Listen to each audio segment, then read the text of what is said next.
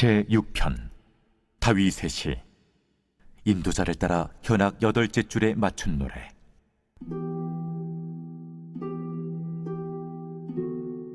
여호와여, 주의 분노로 나를 책망하지 마시오며 주의 진노로 나를 징계하지 마옵소서. 여호와여, 내가 수척하였사오니 내게 은혜를 베푸소서. 여호와여, 나의 뼈가 떨려오니 나를 고치소서. 나의 영혼도 매우 떨리나이다. 여호와여, 어느 때까지이니까? 여호와여, 돌아와 나의 영혼을 건지시며 주의 사랑으로 나를 구원하소서. 사망 중에서는 주를 기억하는 일이 없사오니 스올에서 주께 감사할 자 누구리이까? 내가 탄식함으로 피곤하여 밤마다 눈물로 내 침상을 띄우며 내 요를 적시나이다. 내 눈이 근심으로 말미암아 쇠하며 내 모든 대적으로 말미암아 어두워졌나이다. 악을 행하는 너희는 다 나를 떠나라. 여호와께서 내 울음소리를 들으셨도다. 여호와께서 내 간구를 들으셨으며 여호와께서 내 기도를 받으시리로다. 내 모든 원수들이 부끄러움을 당하고 심히 떨며 갑자기 부끄러워 물러가리로다.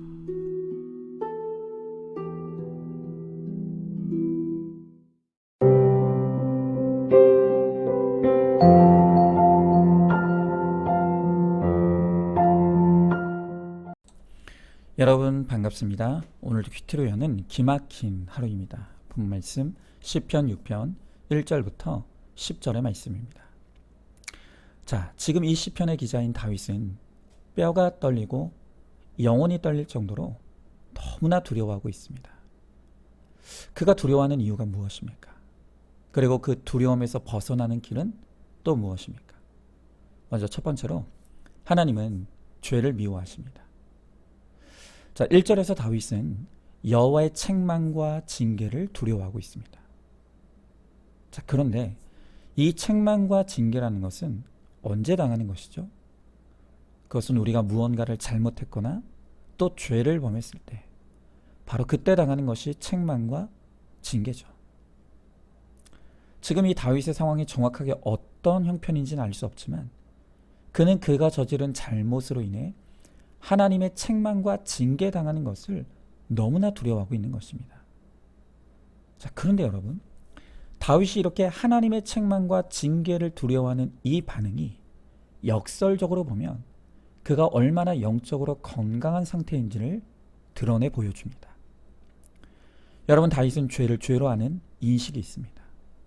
또한 하나님이 얼마나 죄를 싫어하시는 분이신 것, 그리고 이 죄에 대해 하나님이 책망하시고 징계하시는 하나님이라는 것을 그가 분명하게 알고 있는 것입니다. 그러하기에 다윗이 죄 가운데 보이는 이 반응은 그가 영적으로 매우 건강한 상태에 있다는 것을 보여주는 것입니다. 여러분, 우리 인생의 진짜 위기는요, 죄에 대한 인식이 무뎌지고 죄에 대한 두려움이 사라지는 바로 그 순간인 것이죠. 자, 이제 우리에게 이 사이코패스라는 개념이 매우 익숙해졌습니다. 사실 불과 20년 전만 하더라도 이런 용어 자체가 없었습니다. 그런데 우리 사회에 벌어졌던 끔찍한 살인 범죄를 통해서 이것이 매우 중요한 화두가 되었던 것이죠. 이 범죄 심리학자들이 끔찍한 범죄를 저지른 사람들의 심리 상태를 분석해 보았습니다. 그런데 그들에게 중요한 공통점이 하나가 발견되었는데요. 그것은 타인의 고통에 공감하지 못하고 있었고 또 죄에 대한 양심의 가책이나 죄책감을 전혀 느끼지 못하는 상태에 있다는 것을 발견하게 된 것입니다. 여러분, 죄를 죄로 여기지 못한다는 것, 그리고 죄에 대한 두려움과 고통을 느끼지 못한다는 것은 그 자체가 저주인 것이죠. 그런데 우리가 가만히 생각을 해보면요, 이것이 사이코패스만의 문제가 아닐 수 있다는 것입니다. 우리도 정도의 차이는 있겠지만 죄에 대해 감각이 없고 죄에 대해 두려움 없이 살아가는 것은 우리 안에도 있는 문제라는 것이죠. 여러분 생각해 보십시오. 우리는 다른 사람이 살인을 저지르는 것은 끔찍하게 여깁니다. 그런데 정작 내가 마음으로 다른 사람을 미워하는 것은 마치 아무 일도 아닌 것처럼 무감각하게 여깁니다. 여러분, 지난 주일날 간증이셨던 우리 이성란 집사님은 과거의 시부모님을 모시면서 남들은 착한 며느리라고 그렇게 칭찬했지만 사실 속으로는 나를 힘들게 하는 시부모님이 너무 미워서 날마다 왜 저 시부모님을 빨리 데려가시지 않느냐고 하나님께 원망하고 불평해 놓으라고 고백했습니다. 여러분, 예수님이 뭐라고 말씀하셨습니까? 사람이 마음으로 미워하는 것도 이미 살인이라고 하십니다. 그런데 과연 우리 중에 얼마나 내 마음의 미움과 분노를 심각하게 생각하는 사람이 과연 몇이나 있겠습니까? 그뿐입니까? 다른 사람이 나를 험담하고 욕하는 것은 절대로 있을 수 없는 일인 것처럼 억울해하고 분노하면서도 내가 다른 사람을 향해 험담하고 욕하는 것은 그건 별스럽지 않은 일로 여깁니다. 또한 내가 차별과 무시를 당하면 어떻게 그럴 수 있느냐고 거품을 물지만 정작 내가 차별하고 무시하는 것은 큰 문제가 아니라고 생각합니다. 자, 여러분은 어떻습니까? 혹시 다른 사람의 죄에 대해서는 예민하게 반응하고 비난과 정죄를 쏟아내면서도 정작 나의 죄와 잘못에 대해서는 한없이 관대하고 심각한 일로 여기지 않고 있지는 않습니까? 여러분, 하나님은요, 죄를 너무나 미워하십니다.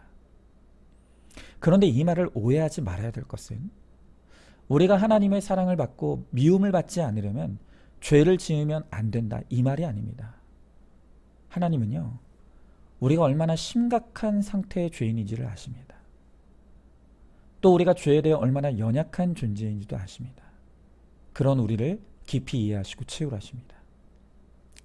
그것은 하나님께서 당신의 사랑하는 아들까지 내어주시면서 우리를 얼마나 사랑하셨는지를 보면 우리를 얼마나 긍휼히 여기시는지를 넘치도록 알 수가 있는 것입니다.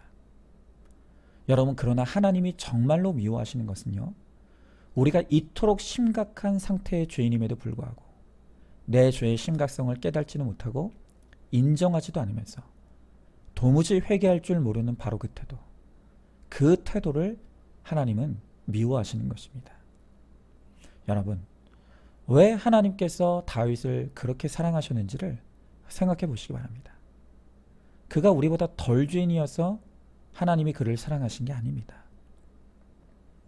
이제 우리가 성경을 차례대로 읽어보니 다윗도 우리와 조금도 다를 것이 없는 죄인이었고 어쩌면 행위적으로 우리보다 더 형편없는 사람이었을 수도 있습니다. 그런데 왜 하나님이 그를 사랑하셨습니까? 그는 자신이 하나님 보시기에 악한 죄인이라는 사실을 인정했습니다. 그리고 그 죄로 인해 하나님의 책망과 징계를 받을 때 뼈가 떨리고 영혼이 떨릴 정도의 두려워할 줄 아는 영적인 감각도 살아 있었습니다. 그래서 다윗은 평생 회개의 자리를 지키며 하나님을 떠나지 않을 수 있었던 것입니다. 자, 여러분 어떻습니까? 여러분은 말씀을 듣고 큐티를 할 때 내 죄가 무섭도록 깨달아지고 있습니까? 그 깨달아지는 나의 악과 죄 때문에 한없이 통곡하고 울어본 적이 있습니까? 아니면 아무리 말씀을 듣고 큐티를 해도 내 죄가 보이지 않고 다른 사람의 죄에 대해서는 칼같이 예민한데 내 죄에 대해서는 한없이 관대하지는 않습니까? 여러분, 만약 내가 이런 상태라면 지금 정말로 나의 영적 상태를 심각하게 돌아봐야 합니다. 내가 정말 구원받은 택자가 맞는지를 돌아봐야 한다는 것입니다. 여러분, 한번 질문해 보십시오. 설교를 듣고 큐티를 할 때 그 말씀이 나를 책망하시는 하나님의 음성으로 들려지고 있습니까? 내 죄가 깨달아지고 인정되어서 울어본 적이 언제입니까? 남의 죄는 칼 같은 잣대로 판단하고 정죄하면서 나의 죄에 대해서는 한없이 관대하지 않습니까? 두 번째로, 하나님은 죄인을 사랑하십니다. 4절의 말씀에 여호와여 돌아와 나의 영혼을 건지시며 주의 사랑으로 나를 구원하소서라고 합니다. 자, 오늘 여러분들에게 중요한 질문을 하나 하겠습니다. 여러분은 하나님이 나를 사랑하신다는 것을 확신하십니까?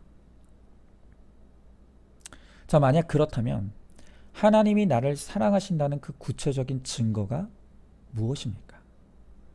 여러분은 무엇으로 하나님이 나를 사랑하신다는 것을 증명하시겠습니까? 성경은 내가 정말로 하나님이 사랑하시는 사람인가 아닌가를 알 수 있는 증거가 하나 있다고 하는데, 그것이 바로 하나님의 징계라고 가르쳐 줍니다. 여러분, 우리가 방금 전 보았듯이 다윗은 지금 하나님의 책망과 징계를 두려워하고 있습니다. 그런데 다윗이 그토록 두려워하는 그 책망과 징계야말로 하나님이 다윗을 너무 사랑하신다는 가장 명백한 증거라는 것입니다. 여러분, 우리도 그렇지 않습니까? 여러분, 우리는요, 남의 집에 모르는 자녀를 책망하고 징계하지 않습니다. 왜냐하면 그 아이는 남이기 때문입니다. 그 아이를 사랑하지 않기 때문입니다. 그러나 내 자녀는 다릅니다. 내 자녀가 못된 죄를 지었을 때 그 자녀를 사랑하는 부모라면 그냥 모른 체 하고 넘어갈 수 없습니다.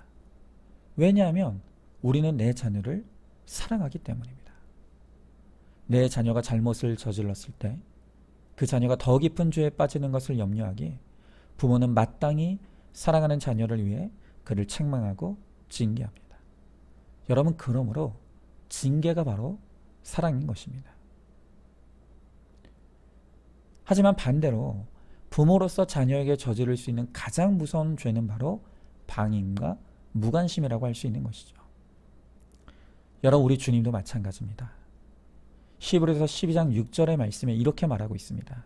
주께서 그 사랑하시는 자를 징계하시고 그가 받아들이시는 아들마다 책질하심이라 하였으니. 하나님은 하나님의 택함 받은 자녀들을 사랑하십니다. 그리고 사랑하시기에 죄 가운데 있는 우리를 그냥 두지 않으시고 반드시 징계하시고 심지어 채찍질하신다는 것입니다. 자, 그리고 뒤이어 나오는 히브리서 12장 10절에 보면 그 징계를 통해 하나님이 이루시고자 하는 목적에 대해 설명하기를, 그들은 잠시 자기의 뜻대로 우리를 징계하거니와 오직 하나님은 우리의 유익을 위하여 그의 거룩하심에 참여하게 하시느니라 그랬습니다. 여러분, 아시겠습니까? 왜 다윗이 뼈가 떨리고 영혼이 떨릴 정도로 책망과 징계를 받습니까? 그 이유는 하나입니다. 하나님께서 다윗을 너무 사랑하시기 때문입니다. 다윗이 예수님의 조상이 되어야 할 특별한 사명이 있기에 그를 향한 징계도 더 혹독하게 하시는 것입니다. 여러분, 우리도 마찬가지입니다. 하나님의 혹독한 책망과 징계를 당하고 있습니까? 그렇다면 내가 하나님의 참 백성과 자녀 되었다는 것을 기뻐하시기 바랍니다. 하나님은 내가 죄의 자리에서 일어나 거룩한 자리로 가기를 원하십니다. 또 나에게 맡기실 특별한 사명이 있기 때문에 나를 더 혹독하게 징계하신다는 것을 알아야 합니다. 저는 오늘 시편 6편의 이 다윗의 고백을 보면서 그 한 절 한 절이 꼭 저의 고백 같았습니다. 지난날 하나님께서 저에게 허락하셨던 그 고난의 사건도 저의 뼈와 저의 영혼이 떨리는 참으로 고통스러운 시간이었습니다. 그 고통이 너무 아프고 힘들어서 밤마다 눈물로 요를 적시고 근심으로 잠을 이루지 못하던 날들이 얼마나 많았는지 모릅니다. 그런데 그 모든 하나님의 징계를 다 통과한 바로 지금 이 시점에서 제가 고백할 수 있는 것은 그 하나님의 책망과 또 징계의 시간은 하나님께서 저를 사랑하시기에 주셨던 사랑의 책망이었고 사랑의 징계였다는 것입니다. 만약 그때 하나님께서 저를 신실하게 책망하고 징계해 주시지 않았다면 저는 지금처럼 날마다 큐티하지 않았을 것입니다.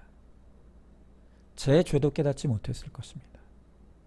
당연히 이 큐티 목회의 비전도 꿈꾸지 않았을 것입니다. 제가 지금 누리고 있는 저의 삶의 모든 거룩한 삶, 그리고 이 사역과 비전은 모두 하나님의 책망과 징계를 통과하고 얻은 축복들입니다. 오늘 여러분들도 마찬가지입니다.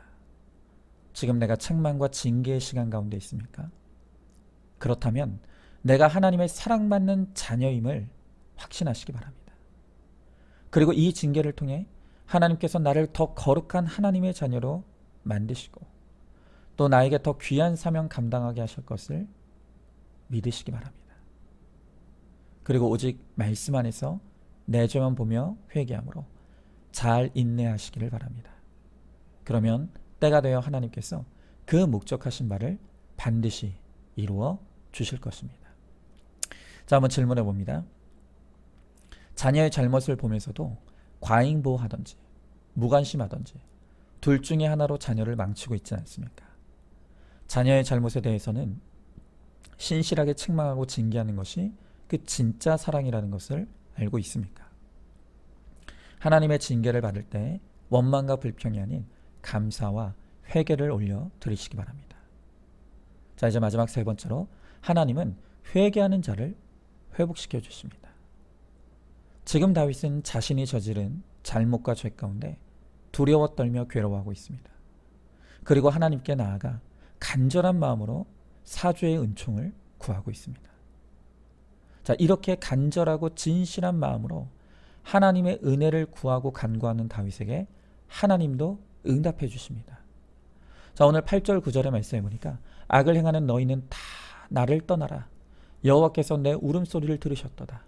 여호와께서 내 간구를 들으셨으며 여호와께서 내 기도를 받으시리로다. 여러분, 하나님이 가장 기뻐하시는 기도는 내 죄 때문에 흘리는 눈물의 회개입니다. 그리고 내 안에 나의 원수인 죄가 떠나가기를 구할 때 하나님은 나의 기도에 100% 응답해 주셔서 나를 거룩한 하나님의 사람으로 만들어 주십니다.